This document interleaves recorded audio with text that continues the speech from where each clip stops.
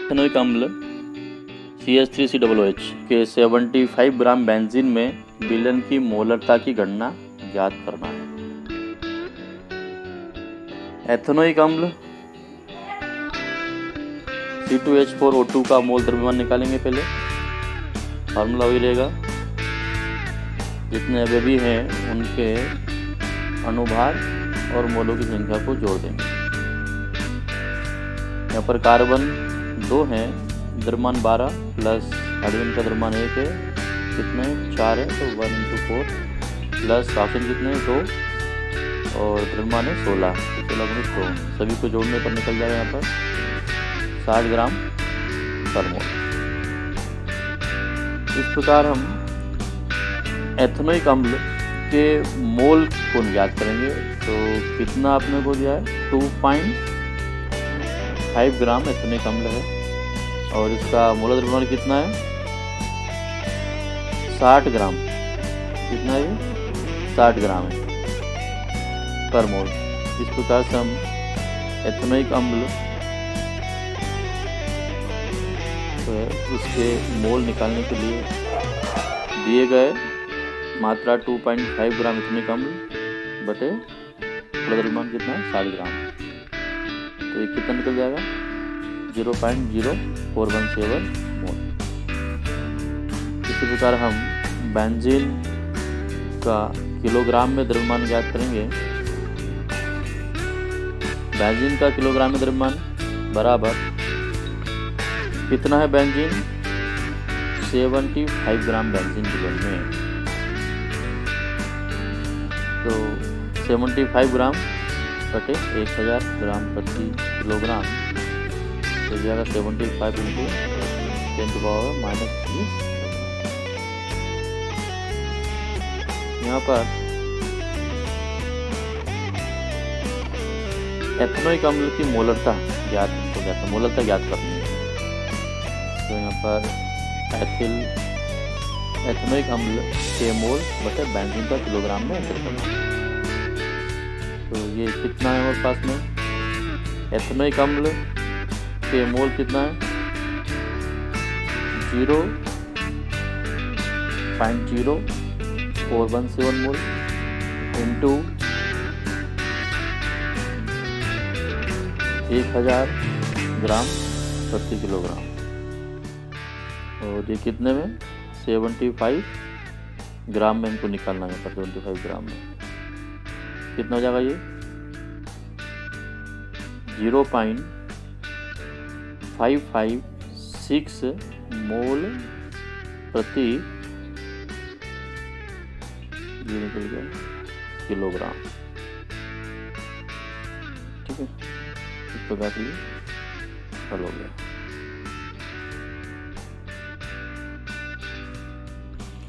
एक और उदाहरण है यहाँ पर एथिलीन ग्लाइकॉल C2H6O2 के मोल अंश की गणना करना है। यदि विलेन में एथिलीन ग्लाइकॉल 20% द्रव्यमान उपस्थित है इसका,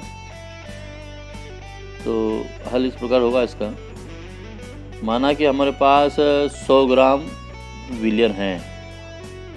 इस विलेन की किसी भी मात्रा से प्रारंभ कर सकते हैं, परिणाम से मांगे। तो हमारे पास 100 ग्राम विलेन माना है अपन ने, तो इसमें कितना बता रहे हो 20% है और इस 20% में 80 ग्राम जल का है। इस प्रकार ये विलेन 100 ग्राम हमारे पास में है।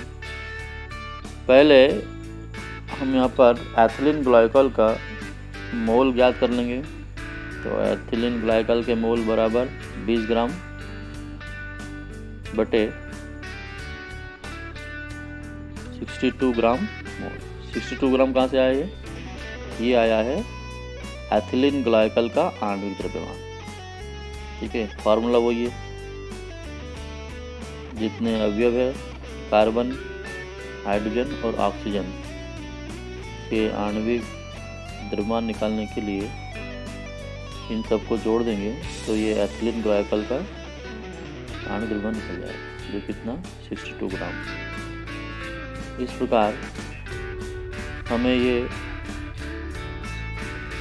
एथिलीन ग्लाइकॉल के मोल 0.322 ज्ञात हो गए। इसी प्रकार जल का हम निकालेंगे। जल के मोल के लिए जल कितना है यहाँ पर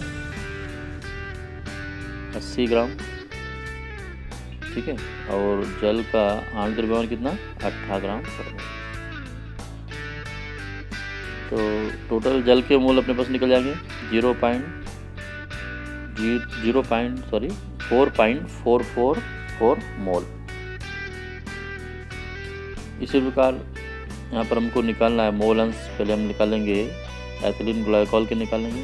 तो एथिलीन ग्लाइकॉल का मोल अंश है, फार्मूला रखेंगे एथिलीन ग्लाइकॉल के मोल बटे एथिलीन ग्लाइकॉल के मोल प्लस H2O के मोल। तो यहाँ पर हम दोनों का मोल निकाला था। एथिलीन ग्लाइकॉल का मोल कितना 0.322 ये हो गया। जल का कितना आया था 4.444 मोल, ये इसका हो गया। टोटल ये 100 ग्राम में, ठीक है। और हमारा ये निकल गया ग्लाइकॉल का मोल अंश 0.062। इसी प्रकार हम जल का भी मोल अंश निकालेंगे। जल का मोल अंश तो एथिल ग्लाइकॉल के मोल बटे जल के मोल और प्लस एथिल ग्लाइकॉल के मोल, इनका हम निकालेंगे तो निकलेगा हमारा 0.932। जल के मोल अंश की गणना हम निम्न प्रकार से भी की जा सकती है। 1.068 बराबर 0.932, ये हमारा निकल जाएगा।